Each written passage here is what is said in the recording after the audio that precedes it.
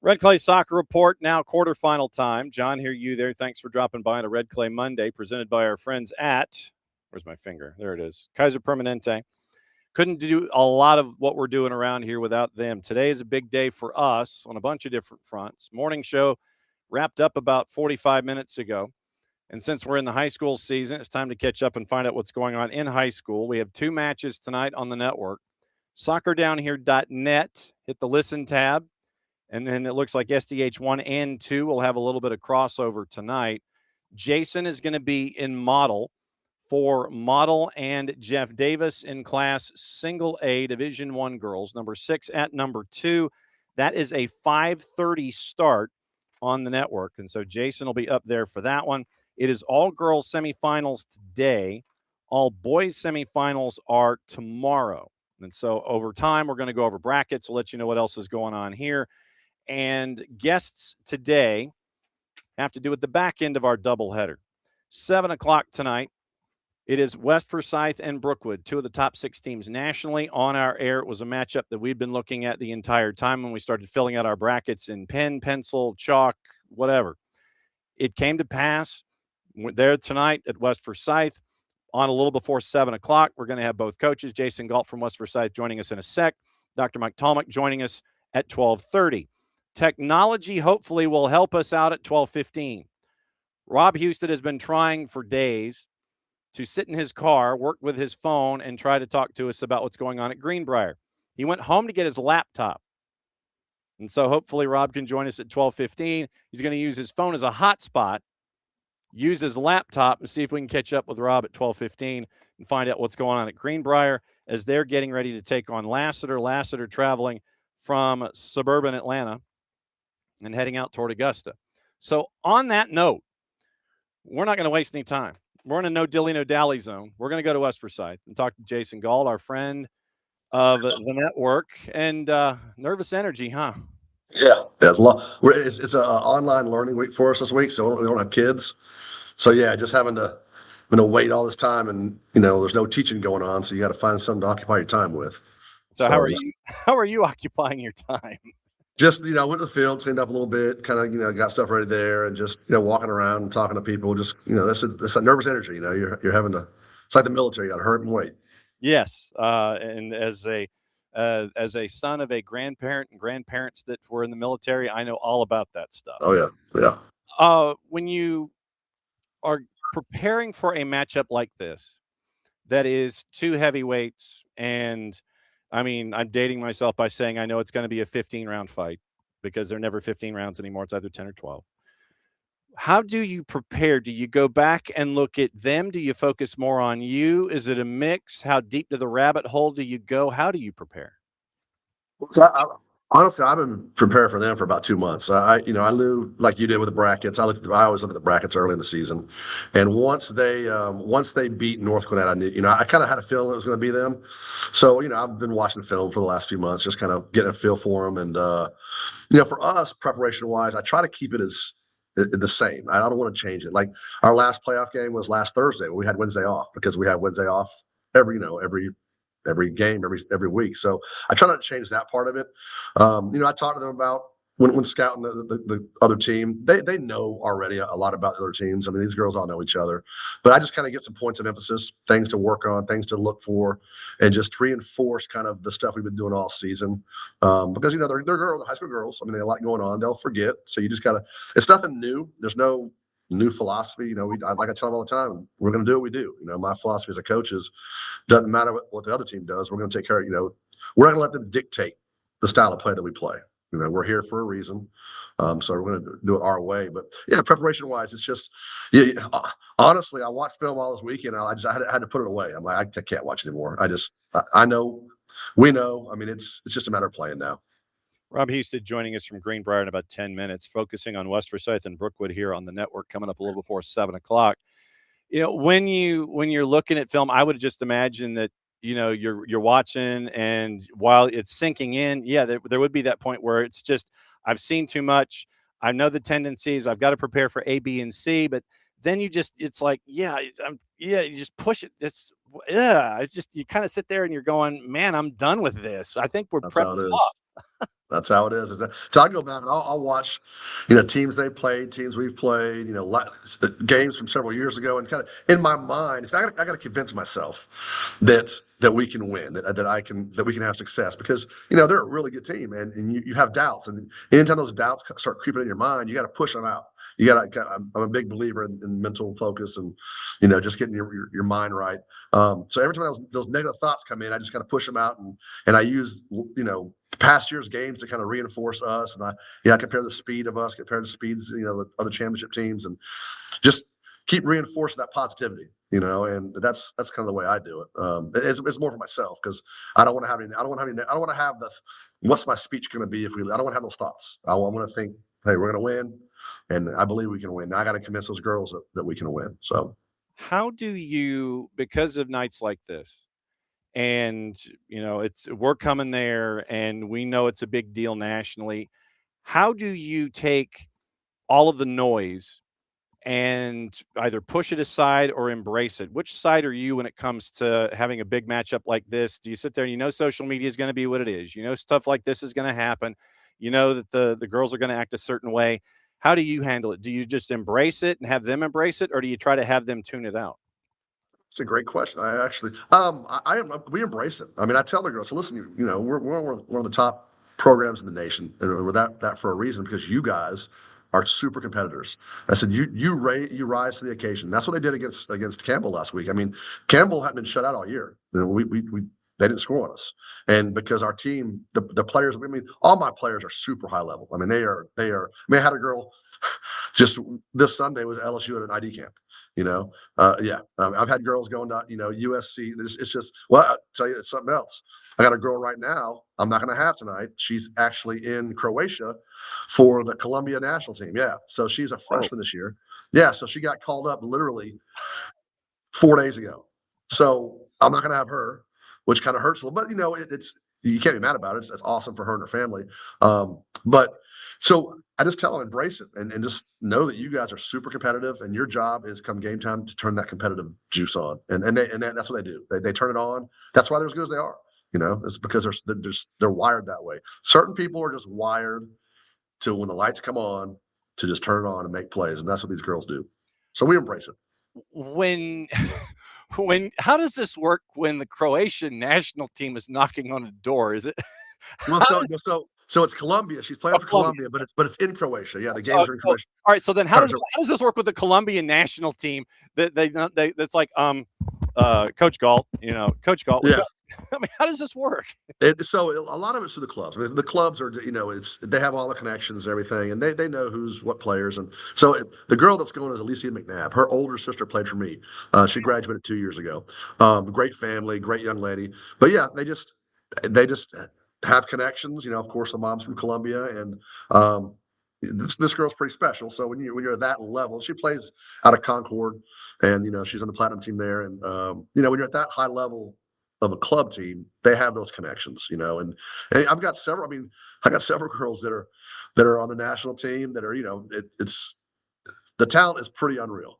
I mean, it really is. I'm super lucky. I never in a million years thought I would have, because my job is to manage. I mean, I'm not teaching them how to croy. I'm not teaching them the step over. I'm not teaching them the skills of soccer. I'm teaching them how to come together as a team, how to focus for certain games and that kind of stuff. So just having that talent, it's so fun. I mean, it really is a lot of fun, and it's just watching them play. Man, it's just they're pretty special. When you are of the reputation that you currently have nationally, how hard is it to schedule non-region games because of the idea of, man, I don't want to mess with any of that? Or do you have folks that want to sit there and they, I'll dial it up. Let's go. I mean, how hard is it? It is hard. It is. But we pushed this year. I pushed for our region to play 2 games and we finally get back to that because that picks up 10 games right there. Yeah. I only have 8 games to pick up, and then I'm playing Westminster next year. I try to play. To answer your question, it is tough, but you know what? It really shouldn't be because, like, I'll give you an example. So we got a team over here. I think it's Creekview. We used to play them every year or so, and we usually beat them. But they're a solid team. But they're not playing us this year for whatever. But last year we played them, and even this year we played them, and they had one of the best seasons ever. So I feel like some of these teams that might not want to play us because there's a good chance they're going to lose. It's a chance for them to actually get better because they're seeing this quality team that they're going against, and they're actually saying, you know what? We can play with that high level team. Let's get our girls convinced and use it as a motivator for them. So I think that people that shy away, I totally get it because I've been there before. I've been on both ends of the spectrum. You got to understand. I took over Cass High School back 20 something years ago, almost 30 years ago, where we had 14 guys on the team, and I built that program up. So I mean, I've gone from being the team that's losing 8-0 to, of course, what we are now. So I totally get it and understand it. But if you're a team that's a decently competitive team, it actually is beneficial for you to play the top level teams. It helps you, I think, in the long run. I really do. What advice would you give? You mentioned your time at Cass. What advice would you give? And we see them, in our coverage statewide and everything. What advice would you give to those programs that are struggling? They're trying to figure out their footing and figure out, how to get to just the next level, not to necessarily where you are at West right now, but they're just trying to score goals and be competitive and things like that. What advice would you give those coaches and those programs?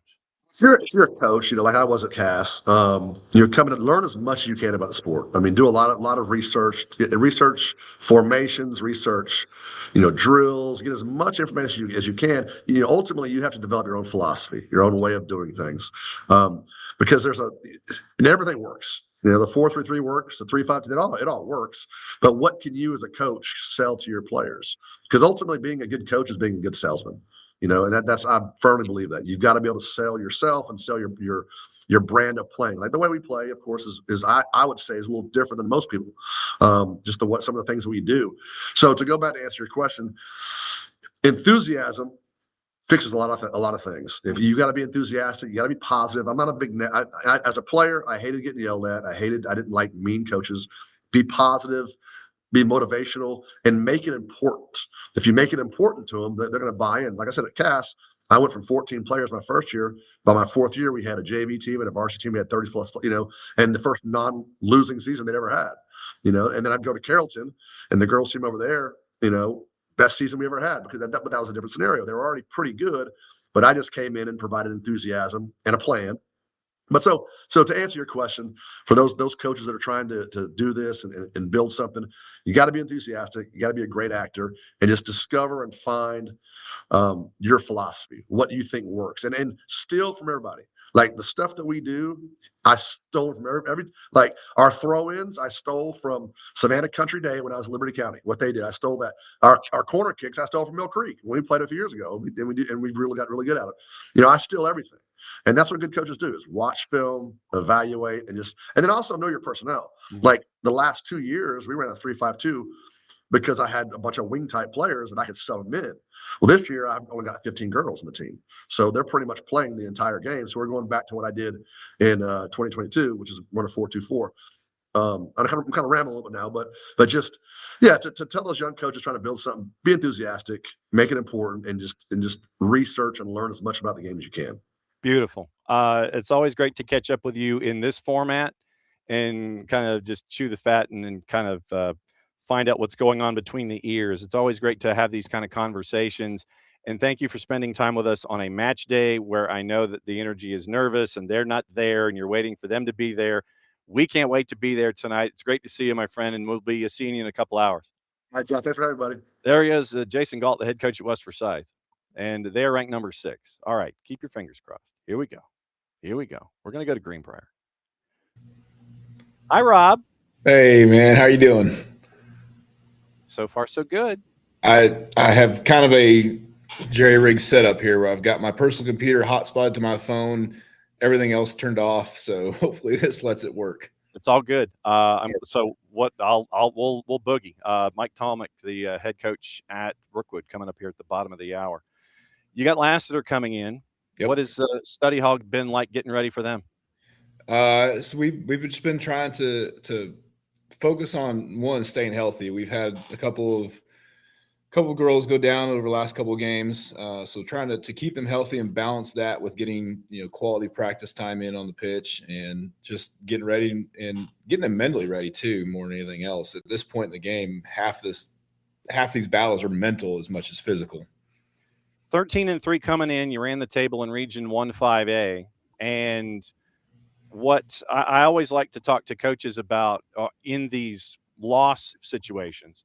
Not every win is going to grade out A+. Right. Not every loss is going to be a flat F. When you started your season, and I was talking to Jason Galt from West Forsyth before you came on about non-region schedule and things like that, you were at Pius and Marist, and you're starting the season that way, and you legitimately give up half of the goals you've given up this year in those two games. Yep. What did you learn about yourself in those first two games where, yes, you played Pius, yes, you played Marist, yes, you lost them both, but you've gone 13-1 since then? Right. Well, so kind of echoing what Coach Galt said, I really liked his philosophy he was talking about with trying to schedule tougher teams. And that's when I made the schedule. That's like I went out and I found the hardest teams I could find. Whether or not I had to travel, I didn't care. The teams that are willing to come over here to Augusta, sometimes they're quality, sometimes they're not. So, I know that we have to travel. So we did that. I signed up St. Pius, Marist. Buford was our most recent one. And I went out and said, look, we'll come to you. I need quality teams that we can play to really learn about ourselves. And St. Pius and Marist specifically, those two games, they're the first two games of our season. We go into tryouts. We have 3 days of tryouts. Then we have maybe 3 or 4 days of practice before games start. Like there's no time to figure out what kind of team we have, what formation's working, what positions everybody's going to play. So those first two games are really about that, figuring out how the team gels, how do we get a girl in a spot that makes her most likely to succeed, and balance that against does it make us weaker in somewhere else on the field. And once we get through those tough games, then we're like, all right, now we got it. And then that's how we get in the region, and it feels good. So you go there, and then you've got Buford scheduled. Yep. And Buford, obviously, they're gonna, they're nothing to sneeze at under any circumstance. And I know that coaches, when I'm one of the other versions of me during fall, when it's the FOOTBALL, they'll schedule those non-region games, and it'll be a roadie, and it'll be one with distance, because their thinking is we might be in a situation in the postseason where we're going to have to get on a bus. We're going to have to travel 3.5 to 4 hours, and we're going to have to do this on a game day. Is that kind of what you were thinking there too, in addition to scheduling a Buford so you can see where you are late in the year after what you scheduled with St. Pius and Marist, and you have that non-region game there with Buford? Is it twofold where you're seeing where you are after that run of games and then seeing that how they respond in what could be a playoff situation? It's actually threefold. It's both of those. We needed that road game to really kind of get them used to it again. Our road trips through region don't end up being challenging in a lot of cases. So we needed to have a game that the girls could really circle on the calendar and say, this is a road game. It's against a quality team. It's going to be tough. And we needed it, that playoff experience, kind of play out that atmosphere. But the third reason is actually because of the way our spring break works here with Masters Week. And I have 3 girls even in the state over that whole week. And we needed a game that was going to be tough. It was going to be a dogfight coming out of spring break to shake the rust off and get ready, because we went straight into regional playoffs that next week. So how do you think they responded? They did really well. We ended up losing that game 1-0. But obviously we came through region playoffs great. We've been firing all cylinders, going into the state playoffs. We're Elite 8 at this point. And as I keep telling the girls, like, every team is tough at this point on. There's not a bad team left in this tournament. So those games like that Buford, the St. Pius and Marist, those games that we lost them in the moment, but those are teaching us lessons, getting our mental focus dialed in. We know what we got to do if we're down 1-0 in the last 10 minutes of a game. We know what we got to do if we're up 1-0, 10 minutes to go. 11 shutouts in a row. That's kind of mind-bending when you think about it. It is. It's wild. And to add another layer on that, our keeper is a freshman. So it's we've been really fortunate to have some really quality play back there on the defensive side. It's been great from all those girls. How do you keep them from staring at all those zeros and sitting there going, yeah, well, we must be really good? How do you keep them locked in and focused on, yeah, that was 3 days ago, or yeah, that was there, and that was then, and this was then, but here is now? How do you have them learn from it but not dwell on it? We look at a lot of film. We look at, all right, look, we escaped in this instance, but let me show you this play on this game. And then let me go take you back to, say, Northgate in the state last year. And this is an identical play, and we didn't survive because Northgate's a quality team. And it was like, so we kind of go bounce back and forth comparing, hey, we made this mistake, we survived. We made the same mistake here, didn't survive. If we are out of position on this type of play, this is how we recover. Well, look, you did it really well here on this film. You did not do it really well on this film.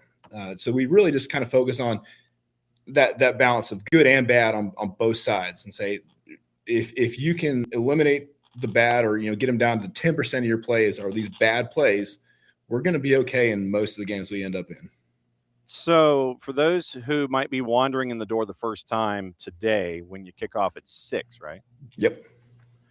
Wandering in the first time to see you play, time to brag on your team a little bit. Since Okay. we've been talking defense, let's talk defense. Who are some of the folks that folks would naturally gravitate towards? So when everyone from the Augusta area is coming over to visit, when JBF and my buddy John Hart comes over and they're shooting highlights, when everybody from Lassiter is coming over to see what's going on, not that the Lassiter staff hasn't seen what you're up to. Sure. Who are the folks at the back that have been your stalwarts defensively, in addition to having a keeper that is wise beyond her years? Well, so I'll start with the keeper. I was former keeper, so that's kind of where I spent a lot of my focus.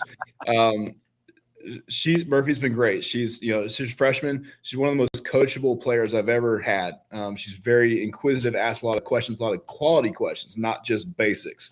But she is a freshman. She's still raw. She doesn't have a lot of, listening to Coach a minute ago, Coach Galt talk about not having to teach, some of the fundamentals and basics as players. And I'm like, well, I wish I had that luxury sometimes. I was teaching her about ball spin, how to read a ball spin and see where the ball is going to land off a corner type stuff just yesterday. So there's some of that involved, but she's athletically, she's incredibly gifted. She's very dialed in at practice, very focused, ready to go, eager to learn. Moving up to center backs, we have Mamie Kate Pangle and Sophie Campanero. Both are well known in the flag football from their championships. They are absolute rock walls. They're solid. They're competitors. They're physical. They don't go down easy. When things go wrong, they're strong. They can overcome it. And then on the sides, we've got Darcy Bridwell and Elena Temez. And both of them, they have their own strengths and weaknesses. Again, Darcy is a flag football girl. She's very mentally strong, very mentally tough. Physically is very physical on the ball. Elena she's flies around the field sometimes. I'll see her on the attack, up in the opponent's 18 sometimes, and I'm going, how is she going to get back? And then magically she's back fast enough. So it's a luxury to have that kind of speed and physicality on the backside. All right, so then let's flip it and talk about your offense. 16. I'm trying to do math here, which is never my strong suit. Like 4.5 a game so far this year on average. I know that you've had a lot of in those goose eggs. You obviously put a lot of points on the board, but when you look at your offense, what has stood out to you this year? Honestly, it's not been any one player that has been the focal point. Recent years, we've had like a Natalie Heckathorn who's, scoring 30 goals a year, for the last 4 years type thing. We don't have any, but I think the highest score on our team right now is 9 goals, I want to say. I'd have to look at the stats again, but it's distributed. We'll have, the last game we had, Ari Boone scored 2, and we have Madeline Heckathorn who's one game she'll score 3, then she'll go 3 games with none, and it's we get it where we need it, and it's not always from places you'd expect.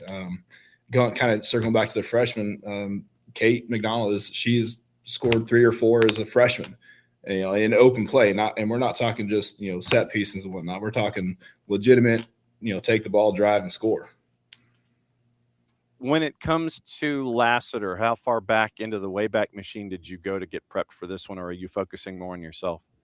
We did focus on them a little bit, more just on the aspect of last year they came here and it was a dogfight again. I think it was Elite 8, it might have been 16, but it was a 1-0 game, and really kind of dialed into look. They're coming back to the same place they ended their season last year. There's going to be some revenge. It's going to be physical. We know they're a quality team. They're in the state playoffs in the Elite 8, so they're obviously a good team. I don't care what the record says. Either they're a good team and played some tough matches, or they're a good team peaking at the right time. Mm-hmm. We have to be ready for their best shot. And if we don't come out from the moment the whistle blows in the opening kickoff, then putting ourselves in a hole is going to be very hard to dig out of. How tough is 5A soccer for someone who's never seen it? It's tough. So over here, on the east side of the state, it's maybe not as hard as it is down there in the heart of Atlanta. But I mean, right. Those Atlanta teams, there's a dozen of them, within a 10-mile radius of each other, and they play each other all the time. And the iron sharpens iron adage, it's like they get better every single game. And so, some of the games that we play over here, it's like, okay, we may not be getting better in this game. Let's get out. Let's work on one specific aspect of the game that we need to focus on. Maybe we'll, it won't look as smooth or as score as much. But if we can improve this one thing, then we'll count this day as a win type thing. Okay. Those Atlanta schools, man, there's some really good schools over there, and they're all in the same regions. They play each other all the time. In some ways it's envious. In some ways I'm kind of glad that we're not part of it. Yeah, I mean, you're looking at Chattahoochee, Chamblee, Johns Creek, Riverwood, Roswell, yeah, Milton, Pope and Alexander, and Northgate and Lassiter, and all that kind of stuff. Do you have your non-region games plugged in for the next cycle? I do have most of them. I've been working on it. We're playing Marist again. I just had pulled up. We got Marist. We got Harlem, who's actually in the footway is pretty good. Yeah. Then we have our region schedule. We got Collins Hill. I'm scheduled with them. So okay. Still trying to fill out the schedule a little bit, but it's difficult because nobody wants to come over here when they have 47 schools in a 10-mile radius over there. Mm-hmm. So if, say, West Forsyth had a date that matched, Brookwood had a date that matched, Jeff Davis had a date that matched, in Jefferson, because Doc Mike Tolmich is coming in a bit from Brookwood. Yep. And I had him and Molly McCarty crash together. One was leaving, one was coming in the show, and they basically just started going back and forth with each other. And they're like, yeah, we'll play it. I mean, Molly's like, yeah, we'll play, and SDH will do it, and we'll call it, and all this kind of stuff. Yeah. Would you dial up, say, a Molly McCarty, a Doc Mike, a Jason Galt, Brian Lawson? Does it matter to you? I was sitting here thinking as he was talking a minute ago about it. I was like, man, Coach, I'll be happy to play you. I want the toughest games we can get. I feel like if we can play those tough games like a West Forsyth, play them out of region. Last year we played a Walton out of region.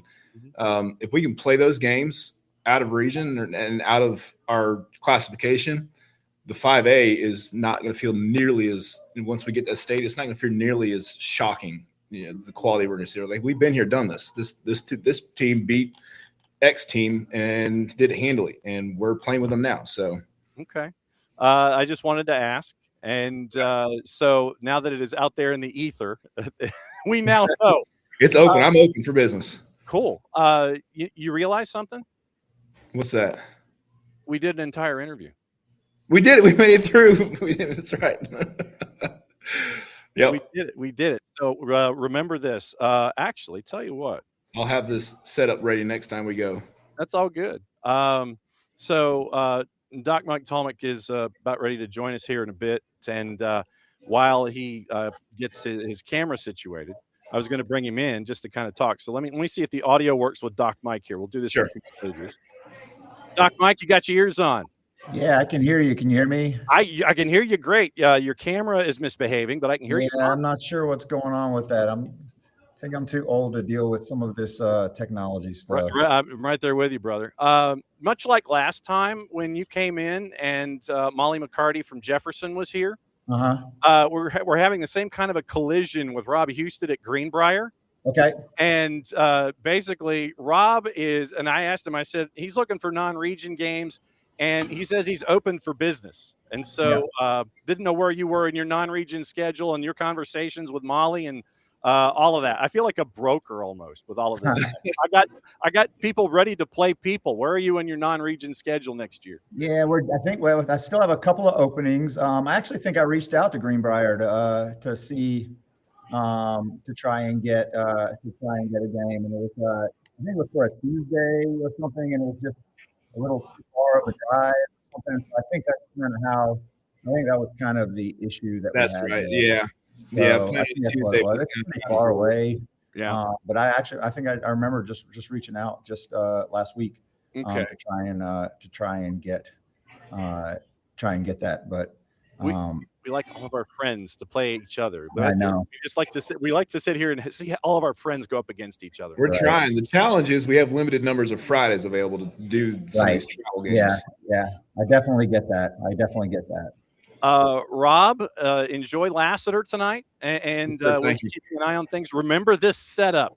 I've got a set. I'm ready to go. Good deal. Great to see you, my friend. Good luck tonight. Yes, we'll sir. catch up with you soon. Thank you so much, John. There we go. Rob Husted, Greenbrier. Now we get to catch up with Doc Mike Tolmich. Hey, I'm sorry about this camera. I just can't figure out how to get it to come on. It's all good. Now, are you on your laptop or on a desktop? Yeah, I'm on my laptop.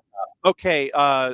There might be like a slide bar where the lens itself is, and if you take that, there's like a little slide switch above. Yeah, somebody showed me that yesterday. I'm trying that, and nothing's happening there. So like, literally, it's like you slide it over, and it'll trigger it. I guess. Yeah, that's what they told me. They told me the same time. Look, I got you on voice, and that's just okay. Yeah, I can definitely give you the voice today. It's all good.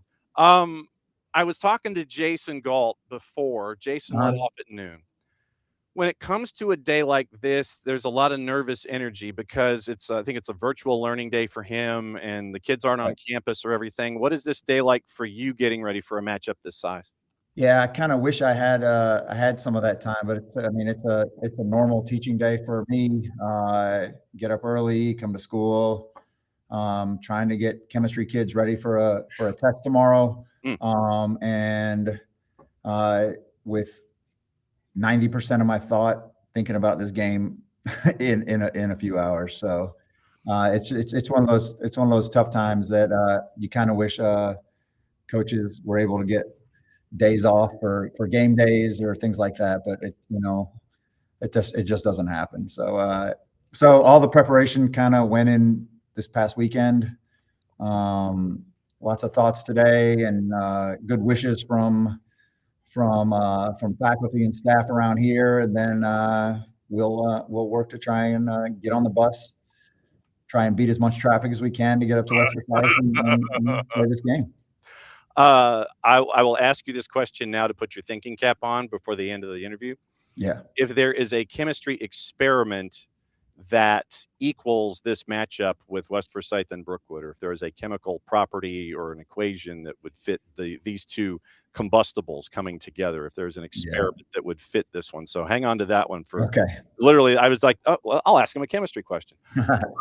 When it comes to a season like this, where you're nationally ranked, people like me knock on your door, ask when you're free, do all these interviews, how do you keep the players focused on the task at hand and not locked in on the idea of, there are two teams in the top 6 nationally and they're going up against each other and it's only in a quarterfinal? How do you black out all of that noise, or do you embrace the noise in a situation like that? I think some of it is, I try and really focus on the girls with the understanding that every game is as important as the next one.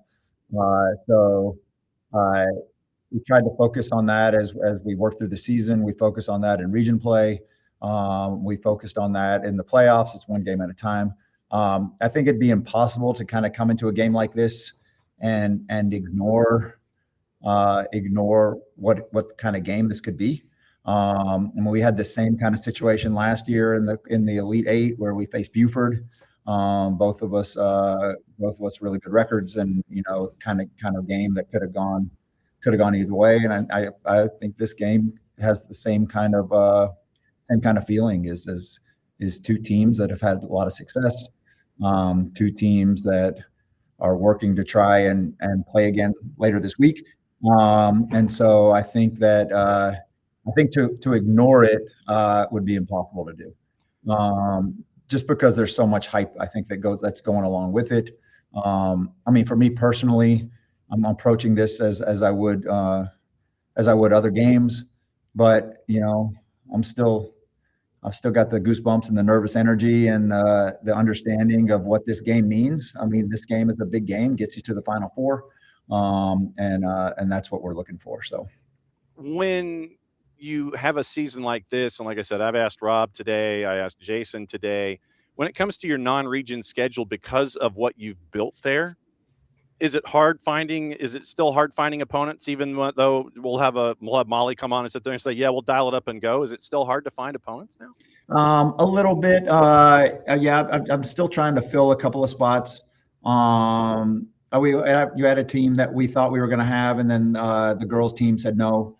And we'd like to do boys and girls doubleheaders for varsity. So we're still on the look. I mean, I've got 15 or 16 scheduled for next year, and if we don't find any more, that's probably enough. So I mean, and the teams that we've scheduled, I mean, for next year is I think our schedule is harder next year than it is this year. We're adding Roswell, we're adding Jefferson. So we're adding teams that are just gonna help to keep building that off-season stuff. Walton is our first game of the season next year.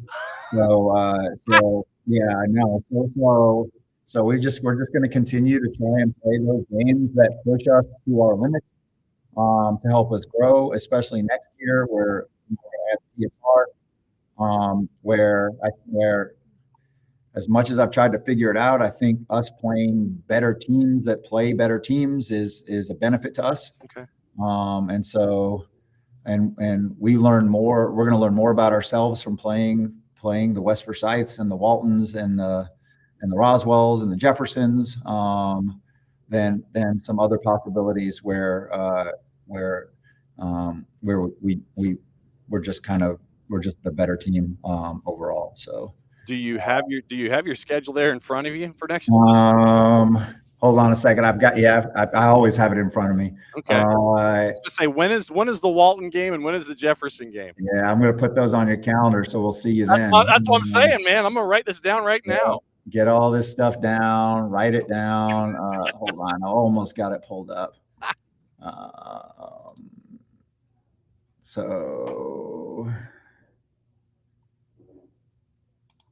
Okay, there. Okay, Walton game is on February the 9th at Brookwood. February the 9th at Brookwood. Okay. Yep. We play Oconee County next year, who wins the state championship all the time. Tell me which games you want. I got Harrison on the schedule. Got Chamblee. I mean, Walton, Oconee County is Jefferson, Doc Mike. That's a good start. Oconee County is February 16th. Okay. And is that a home game or and then after spring break, we play Roswell on Tuesday, April 13th, and Jefferson Thursday, April 15th. Okay. So you're playing Jefferson on tax day? You're playing Jefferson on tax day. Yep. Yep. Oh, you're going to talk to that schedule. Lots of stress there, I guess. Man. Again, playing Roswell and Jefferson afterwards, those are games. They'll affect our PSR, but they're good. They're going to be good games for us to help get tuned up for a playoff run, hopefully. And I guess we'll see. It's our first time doing PSR. Was this the smart, right idea to do? If we get wins out of it, then it's a yes. If we don't, then I think we'll have to maybe evaluate how we do our schedule the next year. Yeah. But I think the better teams are playing better teams. I think that's what they're all trying to do. I bet you if you looked at Walton's schedule, it's pretty loaded as well. Probably the same with Jefferson and Roswell. They're gonna play tough schedules. So Crazy. yeah. Do you even get the chance to enjoy what the team is doing? Because I mean, defensively, you've only given up average of goals against is under half a goal a match. Yeah. Nine goals in 19 matches. Mm-hmm. You've scored, I think you're averaging, 5 a game, even though I know the numbers are skewed, but you're averaging 5 a game. Yeah. And putting in all these numbers and seeing all of this talent. Do you get the chance to enjoy what's happening in front of you at all? I try and not focus on some of the stats stuff. I mean, of course I use all that stuff, and every time we get scored on, I feel like somebody's punched me in the gut. So we really focus on a lot of that stuff. Defensively, I think the things that I focus on is the things that we're working on in trainings and the things that we're trying to do, creating the results that we're getting. And we really focus on our defensive effort to try and then work towards going forward and creating opportunities that way without forgetting our job of keeping people away from our goal. And so, if our goal numbers are a little bit less, but we're still not giving up goals, I'm okay with that. We actually scored more last year, but we gave up fewer goals last year. And so I'm okay with us giving up a goal every now and then, as long as we figure out the reason why and we're doing the things to try and correct that and move forward. Now, in a game like today, where there's no tomorrow, we want to try and limit those mistakes. But I think we're coming into this game, for the first time in the past 3 or 4 years, knock wood, we're fairly healthy, and we're fairly deep this year, deeper than we have been in a while. So I think that those are good things for us. That's the kind of things that I've been trying to focus on, trying to figure out a way to stay healthier, get more people minutes, so that if we do need to change and we do need something else, we've got options. So then what did you learn about yourself in the Pinecrest match, which traditionally means, I mean, that 6'4" is atypical. Yeah, that's crazy. That is atypical. What did you learn about yourself there? As a crazy number. I think it woke us up a little bit to show that we could be vulnerable. And so it forced us, it came at a good time of the year. It forced us to kind of look at ourselves to say, look, we can't just show up against teams and expect that we're gonna get wins and get zeros on the scoreboard. And I think in the Pinecrest game, we actually played really, really well. And we get, they have some players on that team that are just very good. They score lots of goals in lots of games. And they exposed us a little bit. And that was a good thing for us, because it helped us to kind of work on and build on some of those things that happened, so we can continue to move and try and grow from that. But yeah, that's the craziest score we've had in a long time since I've been here. And so I'm hoping for the best that we don't have more scores like that. And well, I take that back. I'll take a 6-4 win anytime. Right.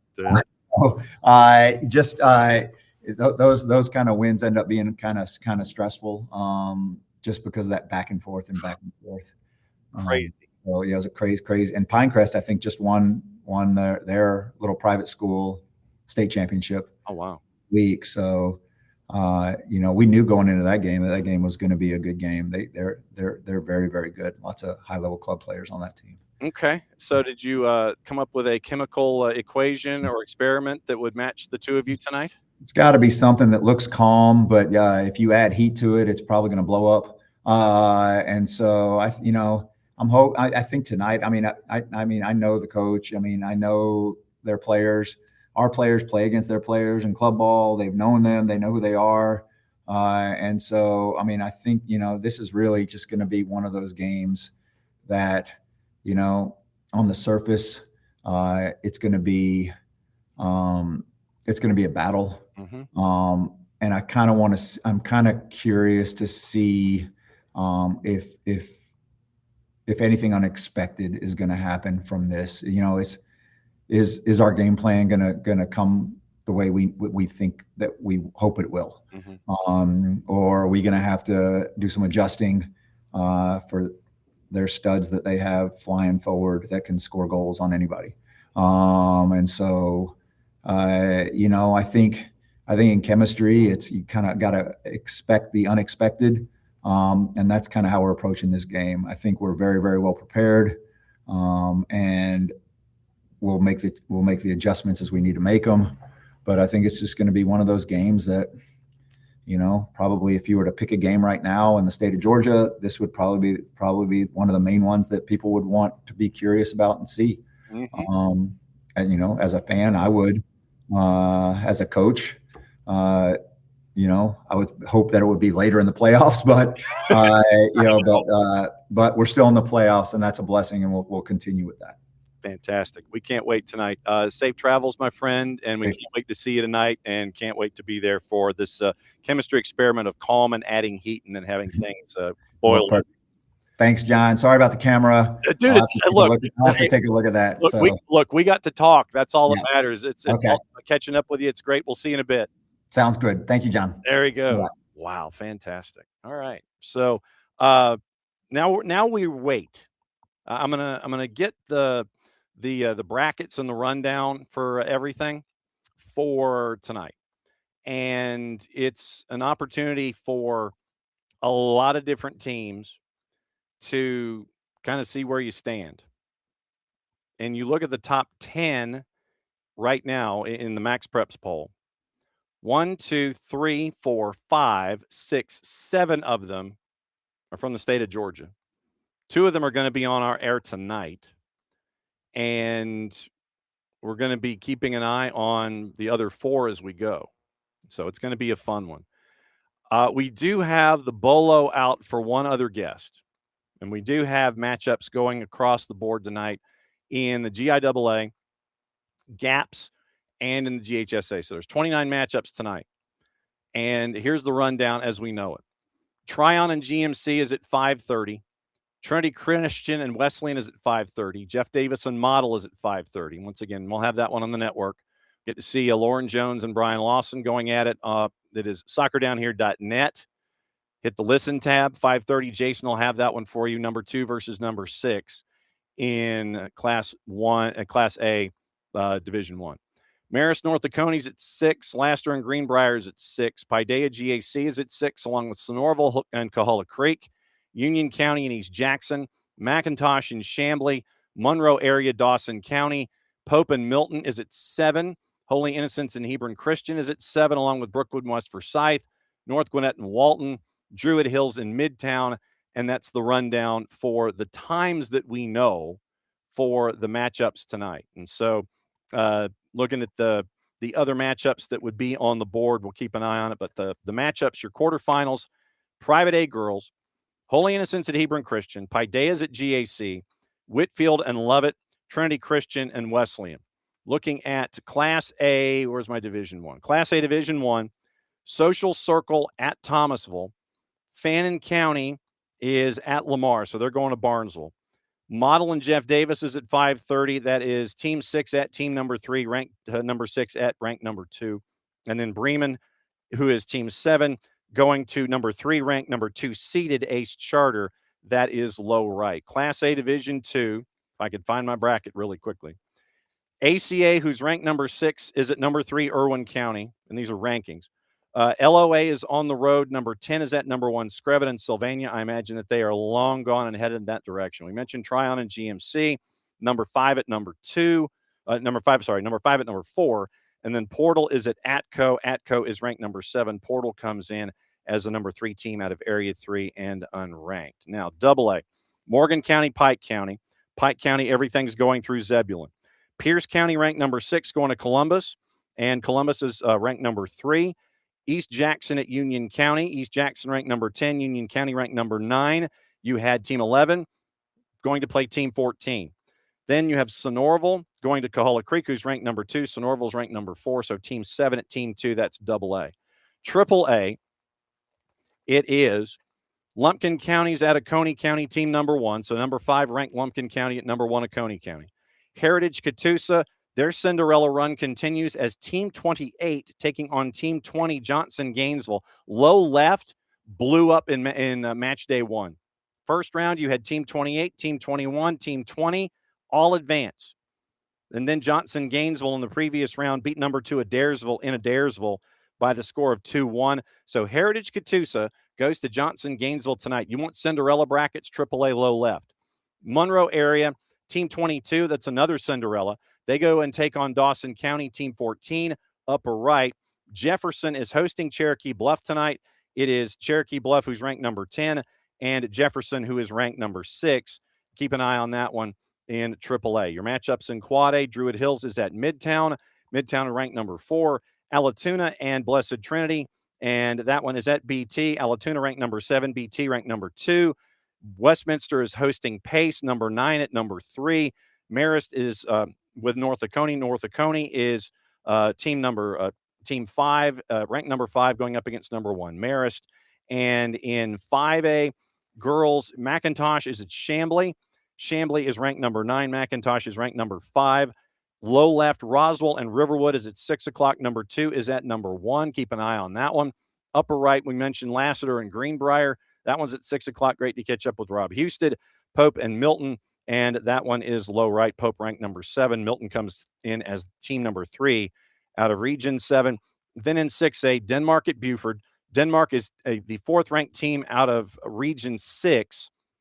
Knock off East Coweta, knock off North Paulding. They go to Buford tonight. Then at 7 o'clock, once again, on our air, Brookwood at West Forsyth, soccerdownhere.net/listen. That is on the left-hand side of the bracket. Right-hand side of the bracket, Harrison and Richmond Hill, and North Gwinnett is at Walton, and North Gwinnett comes in as the number 3 seed out of Region 7. Walton is, once again, one of the top-ranked teams in the country, knocking out Paulding County and Lambert, and now they get to host North Gwinnett. So that's your rundown of the matchups in the quarters for the girls. And yes, I admit that I'm kind of filibustering a little bit because one of the teams that is taking a long road trip is really taking a long road trip. And so it is an opportunity for us to catch up on the road with a team that I think is stopping for lunch. And so that's why we are trying to catch up with them after they pull off to the side of the road and they get to find out what's going on as they are traveling. And here's what I'm going to do. Here's how I'm going to do this one. I've got an idea. Here's what we're going to do. I'm going to check the Google Maps because I have to find out just how long this excursion is for a guest that we are efforting. So, all right, so that is the destination. And now, let's see. So that is the starting point. Now, it is, wow, why would you do that? That's intriguing. One alternate for this particular trip sends you 76 miles out of your way. That is weird. That is absolutely weird. But either way, it is going to be almost 5 hours. So let's see where he is. Where are you at, Brian Lawson? We are in Kennesaw, Georgia. Just got off the interstate. Stop. And Chick-fil-A. He was moving around in the parking lot. He moved around in the parking lot in the signal dump. Not a shock. Hang on. I'm coming at you, Brian. Hang on. Here we go. I'm getting there. Hang on. Cell service being moody. So real quick, we're getting into this issue again. Oh, this is phones. This is driving me crazy. Phones and nuts is driving me nuts. Yeah. Hang on. So phones and craziness. So you're in Kennesaw and it just stopped. Unbelievable. Okay. Yeah. So hang on. It's going to be like this. And talk to me real quick before the signal dumps. Hey, I'm in Kennesaw, Georgia. We're at Chick-fil-A. We just stopped. We're on the way to Model to Rome.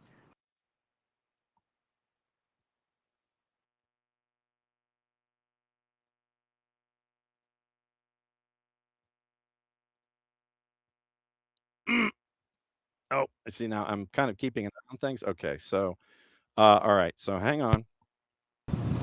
You're on your way to Model, and the phone stopped. Of course it did. Of course it did. That's crazy. I'm just. Oh yeah, we're gonna have issues. We're gonna have issues. So this is why we need laptops for these things. So apparently, phones are thumbs down when it comes to these things. So phones are thumbs down. And I wanted to just catch up with Brian before we get out of here.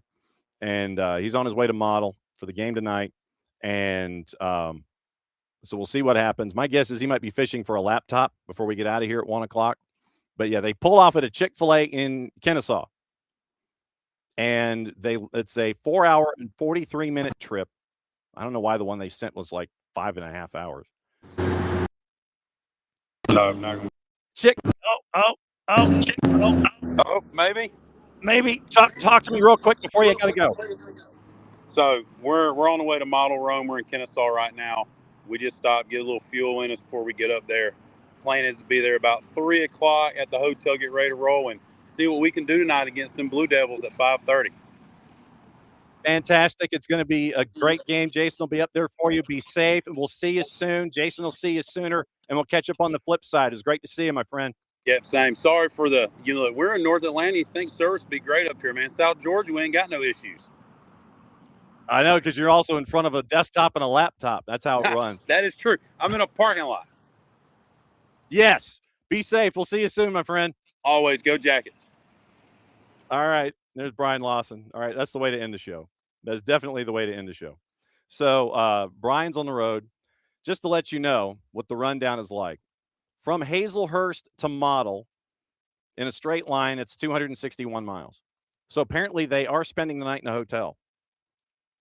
So we might have Brian on the air tomorrow and discuss things with what happens today. So remember, 5:30, Model and Jeff Davis, soccerdownhere.net/ and hit the listen tab. Jason will be up there for that one. Then it's going to be 7 o'clock. We'll be on air a little before. West Forsyth and Brookwood at West Forsyth. Can't thank Doc Mike Tolmich and Jason Galt, the head coaches, for hanging out with us there. And it was great to catch up with Rob Husted as Greenbrier is taking on Lassiter. And so it'll be good to catch up with all of them and find out what happens. So girls quarterfinals tonight, 2 games on the network, 5:30 and 7 o'clock. We're efforting our games later on, but that's where we're going to be tonight. We'll let you know what's going on, keep you posted on everything going on around the state. And then there you go. So that is Red Clay Monday. Thanks to Brian Lawson for standing in a parking lot. Thanks to Rob Husted for configuring something in his office involving his phone, a hotspot, and a laptop. Thanks to Doc Mike. Thanks to Jason Galt. And thanks to all of you for hanging out with us. That's a great way to get the quarterfinals up and running. Jason will see you at 5:30. We'll see you at 7 o'clock. Maddie and I will be up at West Forsyth with you, and we'll be back at it again tomorrow to break it all down and let you know what happened. So for everybody here, to all of you there, enjoy your quarterfinals tonight on the girls' side. If you don't have anything to do, go find a quarterfinal. Share the experience with the rest of the state. Mucha platial, since it is the end of the show, means we get to do this. We'll see you later this afternoon here. Red Clay Soccer Report presented by our friends at Kaiser Permanente.